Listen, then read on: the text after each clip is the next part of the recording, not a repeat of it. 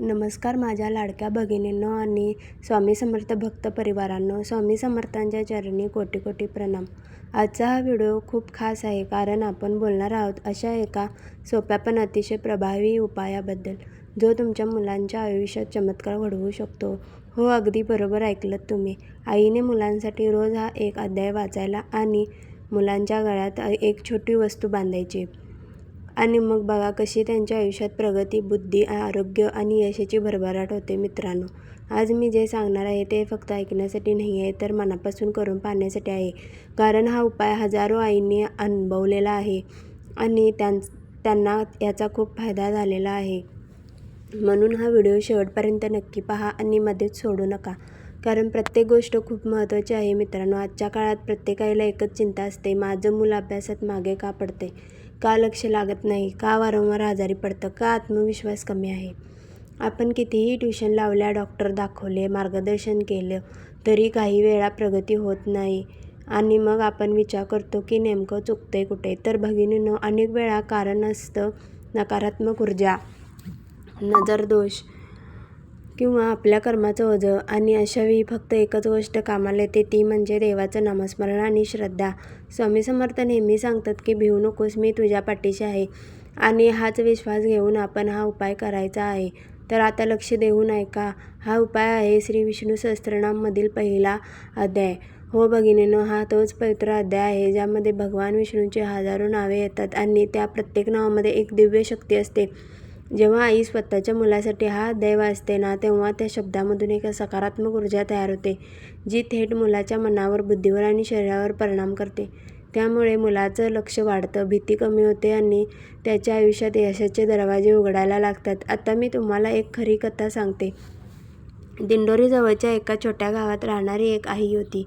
तिचा मुलगा राहुल अभ्यासात खूपच कमजोर, नेहमी आजारी, काहीही केलं तरी प्रगती होत नव्हती. आई खूप चिंतित होती. एक दिवस ती स्वामी समर्थांच्या मंदिरात गेली आणि मनापासून प्रार्थना केली. तिथेच एका साधू महाराजांनी तिला सांगितलं की बाळासाठी रोज विष्णू सहस्त्रनामाचा पहिला अध्याय वाच आणि त्याच्या गळ्यात काळ्या तिळांची माळ बांध.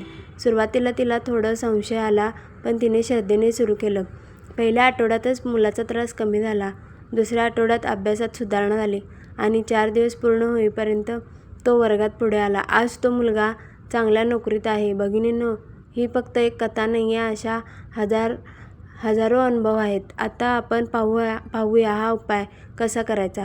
सर्वात आधी अध्याय वाचण्याची पद्धत. रोज संध्याकाळी शक्यतो 6 ते 7 या वेळेत आईने शांत बसून देवघरात किंवा स्वामी समर्थांच्या फोटोसमोर हा अध्याय वाचायचा आहे. मुलाला समोर बसवा, त्याला डोळे बंद करायला सांगा आणि शांतपणे ऐकायला सांगा. सुरुवात करा या मंत्राने, ओम नमो भगवते वासुदेवाय, आणि मग हळूहळू विष्णू सहस्त्रनामातील पहिले नाम उच्चारायला सुरुवात करा. प्रत्येक नाव घेताना त्याचा अर्थ मनात ठेवा. जसं विष्णू म्हणजे जो सर्वत्र आहे, नारायण म्हणजे जो सर्वांचा आधार आहे.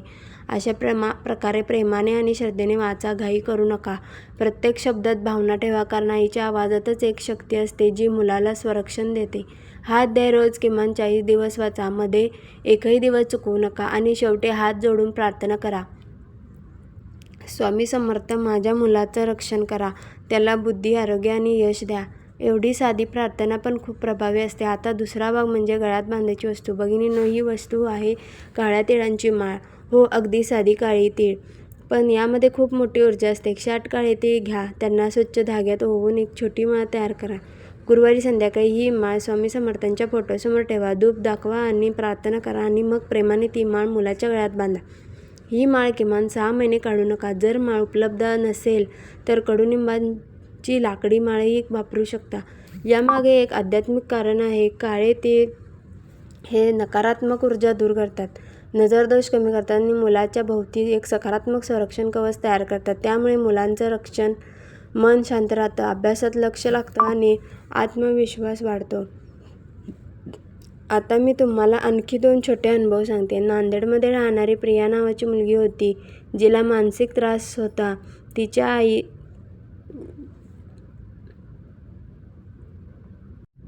तिच्या आईने हा उपाय सुरू केला आणि काही महिन्यात तिची अवस्था सुधारली.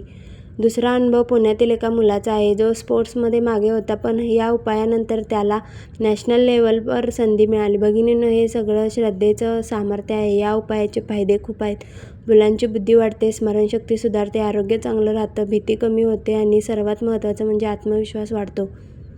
काही टिप्स लक्षात ठेवा. शक्यतो उत्तर दिशेला बसून वाचा. रोज एकाच वेळी वाचा आणि मनात शंका ठेवू नका. त्याचबरोबर ओम श्री स्वामी समर्थाय नमः हा मंत्र रोज 108 वेळा म्हणा. आता शेवटी एक महत्त्वाची गोष्ट, 40 दिवस पूर्ण झाल्यावर देवाचे आभार माना आणि शक्य असेल तर गरिबांना दान करा.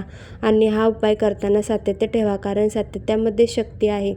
आता मी तुम्हाला आपल्या मनात येणाऱ्या काही महत्त्वाच्या प्रश्नांची उत्तरे अगदी प्रेमाने सांगणार आहे, कारण मला माहिती आहे आई म्हणून तुमच्या मनात आपल्या लेकरांसाठी किती काळजी असते ना. म्हणून हा भाग खूप मन लावून ऐका हो. पहिला प्रश्न, हा उपाय कोणत्या वयाच्या मुलासाठी आहे? भगिनींनो, हा उपाय अगदी सगळ्या वयोगटांसाठी आहे. 5 वर्षाच्या छोट्या बाळापासून ते 25 वर्षाच्या मोठ्या मुलापर्यंत. लहान मुलं असतील तर आईने स्वतः प्रेमाने अध्याय वाचायचा आणि मुलाला फक्त आपल्या जवळ बसवायचं. त्याला काही कळलं नाही तरी चालेल. आईचा आवाज आणि त्या मंत्रांची शक्ती आपोआप त्याच्यावर परिणाम करते. आणि मोठी मुले असतील तर त्यांना हळूहळू स्वतः वाचायला प्रोत्साहन द्यायचं, जबरदस्ती नाही करायची हो. प्रेमाने सांगितलं की मुलं नक्की ऐकतात. दुसरा प्रश्न, ही माळ कशी मिळवायची, कुठे बनवायची? भगिनींनो, अगदी सोपं आहे. आपल्या जवळच्या पूजा साहित्याच्या दुकानातून काळे तीळ आणा, एक साधा धागा घ्या आणि 108 तीळ प्रेमाने ओवून माळ तयार करा. करताना मनात स्वामींचं नाव घ्या. तुम्हाला नसेल जमत तर कोणाकडून करून घ्या किंवा तयार माळही विकत घेऊ शकता, पण शक्य असेल तर स्वामी समर्थांच्या मंदिरातून आणलेली माळ खूप शुभ मानली जाते.